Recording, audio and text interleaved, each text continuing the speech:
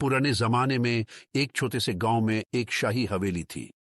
हवेली के मालिक नवाब असगर एक दौलतमंद और मुखलिस शख्सियत के तौर पर मशहूर थे। मगर उस हवेली के चारों तरफ एक खौफनाक राज था जो गांव के लोगों को डराता था।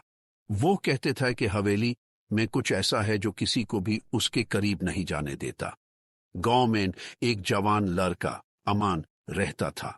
वो हमेशा इस राज का पता लगाना चाहता था।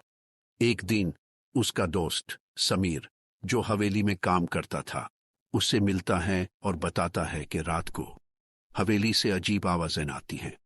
समीर का कहना था कि उन आवाजें का ताल्लुक एक पुरानी कहानी से है जो नवाब असगर और उनकी जवान बेटी नूर से जुड़ी है। नूर एक खूबसूरत और जहानत से भरपूर लड़की थी। उसका एक राज था जो सिर्फ नवाब को पता था। वो राज था एक पुराने जमाने का प्यार का किस्सा। नवाब का कहना था कि नूर का प्यार एक गरीब लड़के इमरान से था। नवाब कहते थे कि उनका ये प्यार माना नहीं जा सकता क्योंकि नवाब का खुद एक बड़ा खानदान था और इमरान एक सादा मजदूर। एक दिन नवाब ने इमरान को गांव से निकाल देने का हुक्म दिया। नूर ने अपने बाप को समझाया मगर कुछ फायदा नहीं हुआ।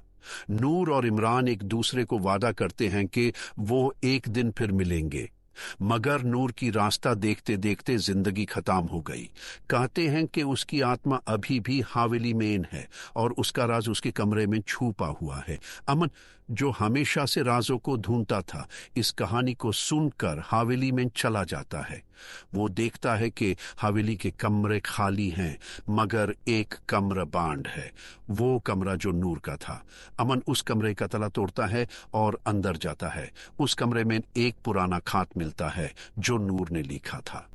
खत में लिखा था, मुझे मालूम है कि मेरा प्यार कभी पूरी तरह मुकम्मल नहीं हो सकता, लेकिन मैं अपने इमरान के लिए ये खत छोड़ रही हूँ।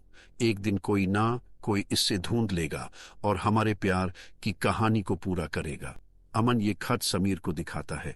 समीर का कहना है कि ये खत गांव वालों के सामने पढ़ना चाहिए ताकि लोग इस राज को समझ सकें। अमन खत को गांव के लोगों तक पहुंचा देता है जिसमें लिखा होता है, मैं अपने बाबा को नहीं छूट सकती और मैं अमन से दूरी बर्दाश्त नहीं कर सकती। इसी गम में नूर भी मर जाती है। लोगों को समझ आता है कि प्यार का राज इतना गहरा है कि वो जमाने से परे है। नवाब असगर को जब ये खत मिलता है, वो खुद भी होशियार हो जाते हैं कि उनकी बेटी का प्यार कितना सच्चा था। उसके बाद हवेली में आवाजें आना बंद हो जाती हैं। गांव के लोग इस कहानी को याद रखते हैं और इस राज़े मोहब्बत का इजहार करते हैं।